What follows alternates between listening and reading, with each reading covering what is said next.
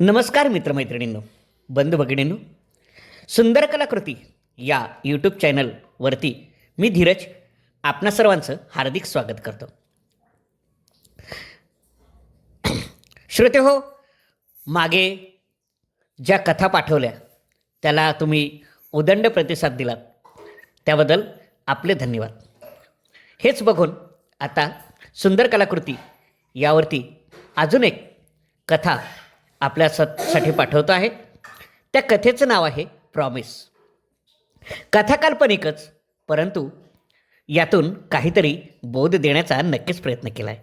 चला तर मग जास्त वेळ न घालवता कथेला सुरुवात करूया. कथा प्रॉमिस.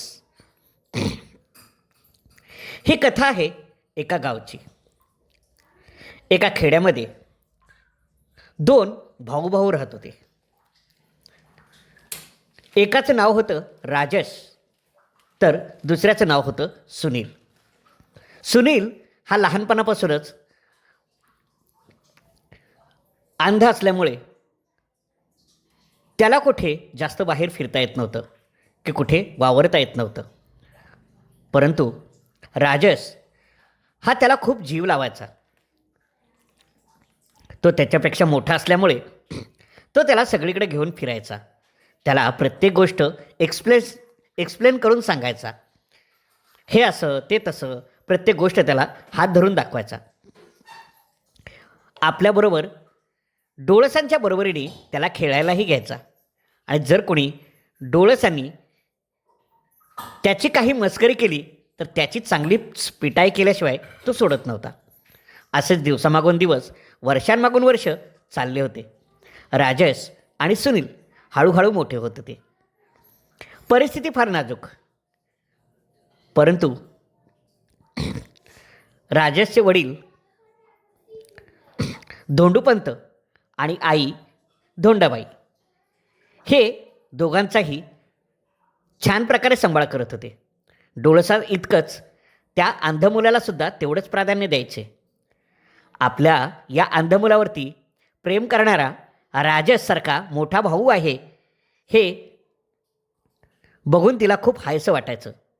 आणि तिच्याबरोबरच गावकरीसुद्धा सारे म्हणायचे, वा वा, भाऊ असावेत तर असे.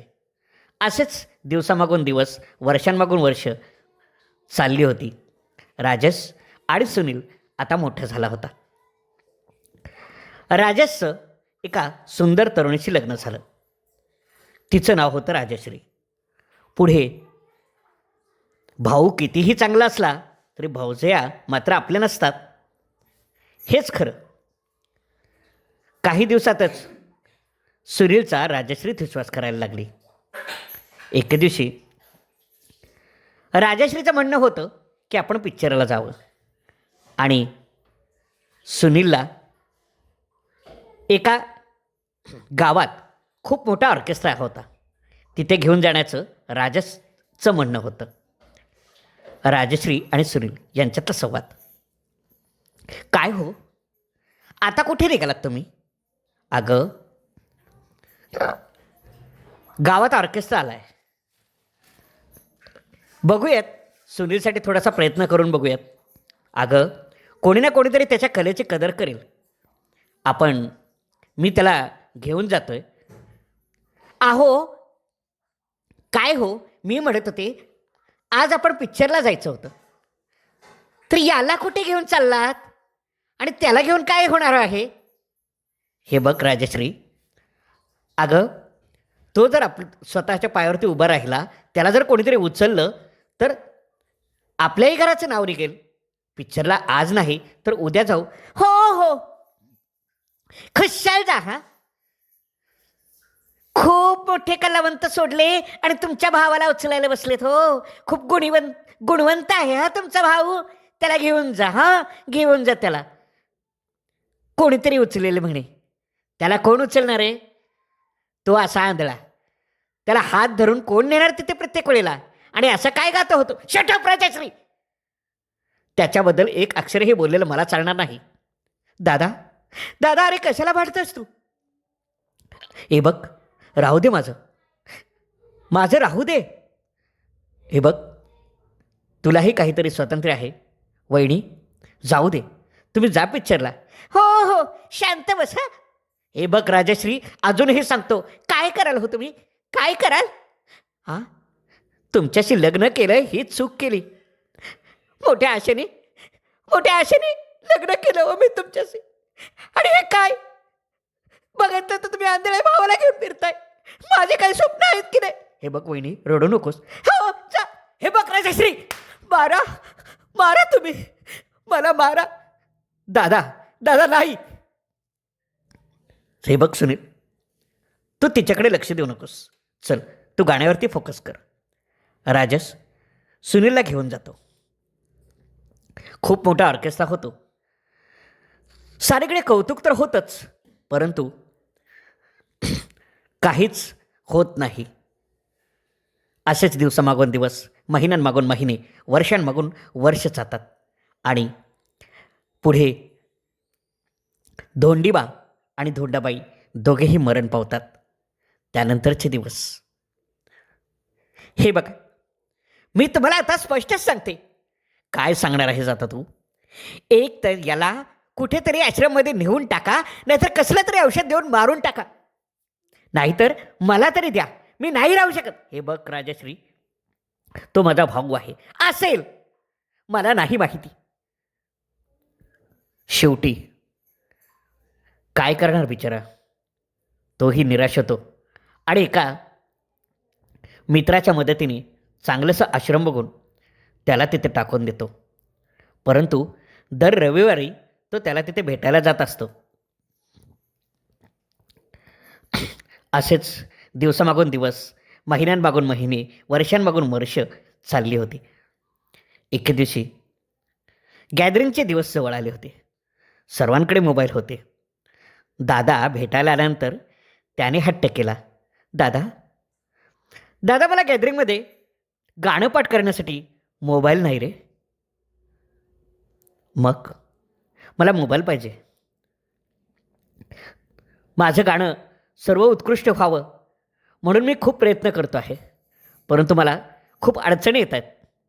नाही सुनील, तुला अडचणी येऊ देणार नाही. तुला मोबाईल देईन, पुढच्या रविवारी तुला मोबाईल येईल. हे बघ, चांगलं नाव कमव, उत्कृष्ट गाणं तुझं गाऊन दाखव. दादा, इकडे खूप मोठे कलाकार, मोठे मोठे मंत्री वगैरे येणार आहेत रे.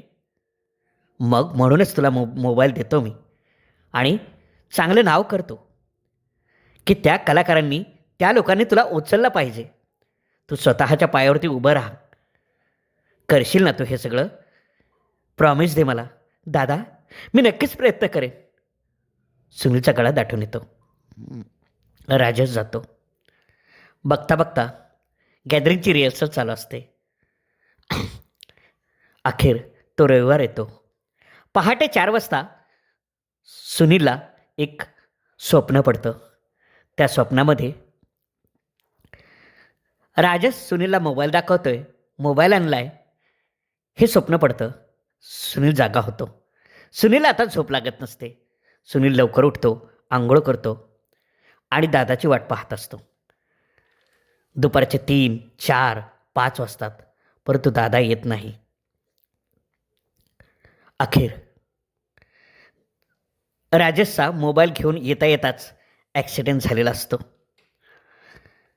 ॲक्सिडेंटचं खापर ही राजश्री सुनीलवरती फोडत असते. राजेश आणि राजेशचा मित्र राजश्रीला ही बातमी सांगतो आणि राजश्रीला हॉस्पिटलमध्ये घेऊन जातो. राजेश आता शेवटची खटका मोजत असतो आणि तो जाता जाता एवढंच सांगतो, सुधीर, सुधीर, मला माझं आता काही खरं नाही. नाही नाही नाही राजेश, तू आम्हाला सोडून कुठेही जाणार नाहीस. नाही, सत्य हे स्वीकारावंच लागेल, कारण मला जावं लागेल. एक वचन दे मला, माझं एक काम करशील? बोल. जा आणि सुनीलला एवढा मोबाईल दे. त्याचं गाणं सर्व उत्कृष्ट झालं पाहिजे. राजेश जीव सोडून देतो आणि सर्वीकडे दुःखाची छाया पसरते. जड अंतकरणाने सुधीर सुनीलच्या आश्रममध्ये येतो. बेल वाजवली जाते. सुनीलला बोलवलं जातं. सुनील आनंदाने, दादा दादा आलास तू? अरे वा. दादा दादा तू बोलत का नाहीस? नाही बाळ. सुधीर सुधीर दादा तू? अरे वा वा वा वा, मला खूप आनंद झाला रे. पण दादा का नाही आला मोबाईल घेऊन? दादा का नाही आला रे? तेव्हा सुधीर, अरे काय सांगू तुला? काय झालं सांग ना. तुझा दादा, बोल ना, काय झालं त्याला? तुझा दादा कालच गेला रे. कसा काय? त्याचा ॲक्सिडेंट झाला. काय? दादा दादा, अरे का गेलास रे मला सोडून? अरे तुझ्या या आधीला भावाला कंटाळलास का रे? अरे अरे माझं गाणं उत्कृष्ट झालेलं तू बघणार होतास ना रे. मी तुला प्रॉमिस दिलं होतं. अरे तुला मला कलाकार झालेलं बघायचं होतं ना रे. दादा का गेलास रे? दादा का गेला? पण त्याने तुला मोबाईल दिला आहे. हा मोबाईल तुला घ्यायला सांगितलाय. नको नको मला मोबाईल, नको नको मला मोबाईल. काय करू आता मी हा मोबाईल घेऊन? अरे जर माझा दादाच या जगात नाही तर मी काय करू हा मोबाईल घेऊन? काय करू? नाही सुनील, तुला दादाच्या शांततेसाठी, दादाच्या आत्म्याला शांती मिळण्यासाठी तुला हा मोबाईल घ्यावाच लागेल. तुला गॅदरिंगमध्ये गाणं गावंच लागेल. इतक्यात सुनीलला आवाज येतो.